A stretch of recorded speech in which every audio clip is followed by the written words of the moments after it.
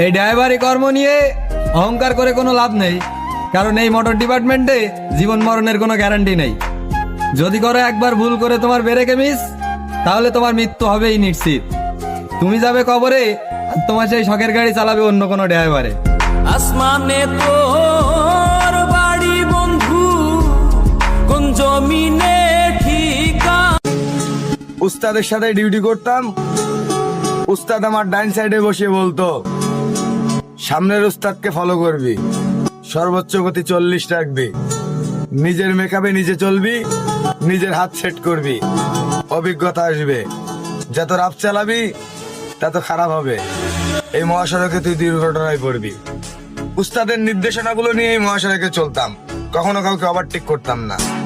আর বর্তমানে কিছু উস্তাদ আছে যারা তার শিষ্যকে বলে, সামনে কে আছে দেখার বিষয় নাই, আমি ঘুমালাম। পরবর্তীতে বলবো আমি ঘুমাইছিলাম, ও কি করছে দেখি নাই। তুমি যদি তোমার শিষ্যকে এভাবে শিক্ষা দিতে থাকো, ভবিষ্যতে ওই শিষ্যই তোমাকে পল্টি দেবে।